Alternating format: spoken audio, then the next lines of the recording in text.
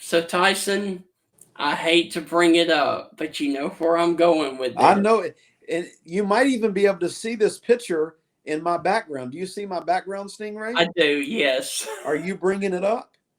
The The LSU game. the play. Yes. Let's go to the LSU game in 2009.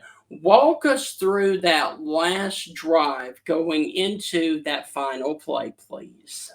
Oh, Stingray. I was telling somebody about this very play yesterday, actually. Before I go into detail, if it's okay, I was speaking at Randolph Macon College, which is a small liberal arts college here in Richmond, Virginia. It's actually in Ashland, Virginia. And I literally walked them through this series all the way to the end. So Okay. the way it goes is we're playing LSU, top 15 team in Yeah. the country.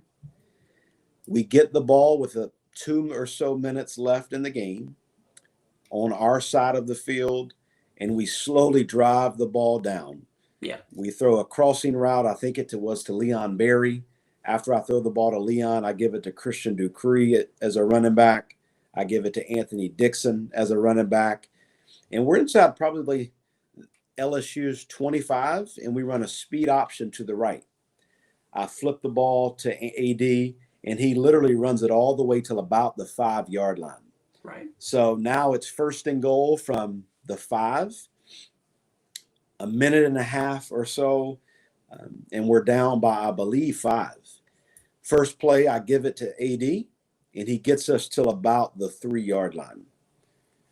Second and goal from about the 3, times winding down. We don't use any timeouts, and I don't even know if we have any.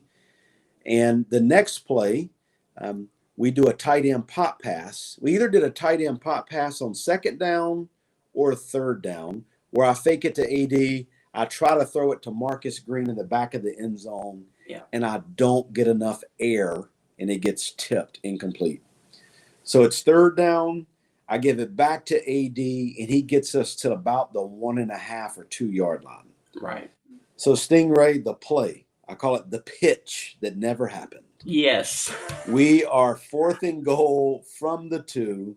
Coach Mullen calls 49 dive option, and it's the perfect play call. My job is to read one man on the end of the line of scrimmage. If he closes, I pitch the ball, and if he shoots upfield, I keep it. Right. And I go, and it happens so quickly. I think that he goes upfield, shoots upfield. And so I try to get into the end zone, and I wind up being 6 inches short. Oh my gosh. And oh, Stingray, it was, if I had pitched the ball, Anthony Dixon could have done a backflip, walked in, Yeah. cartwheeled in. There was no one to tackle him, and I failed to pitch it, and I did not make it in.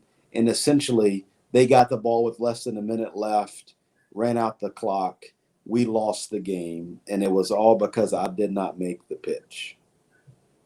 So Tyson, a quick follow up to that.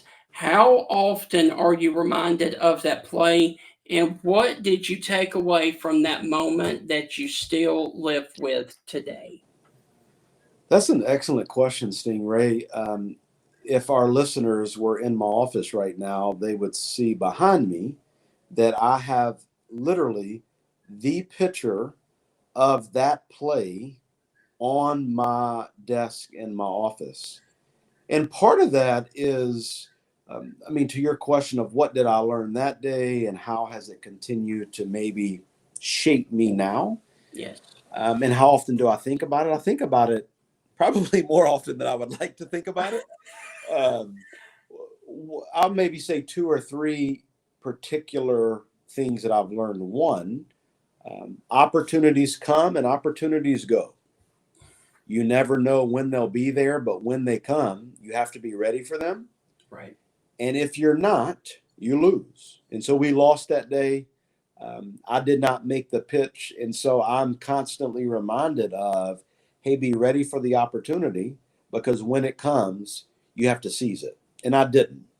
Another one is we will fail in life. As much as I wanted to get in the end zone that day, I did not.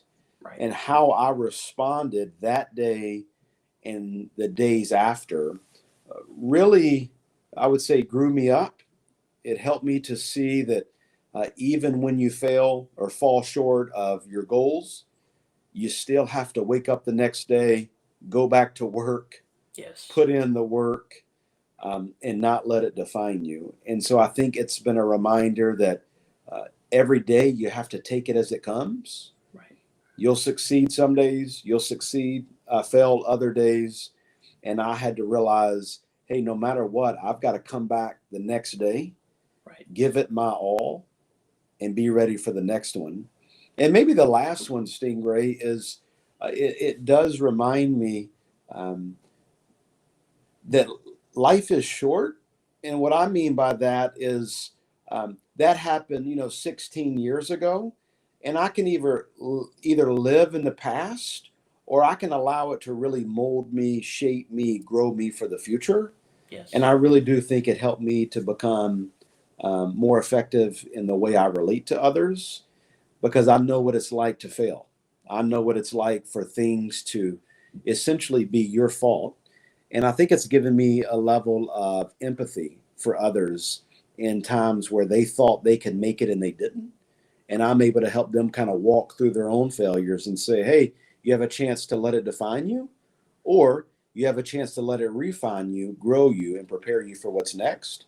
And by God's grace, I do think that I still am being refined many years later based on that one play.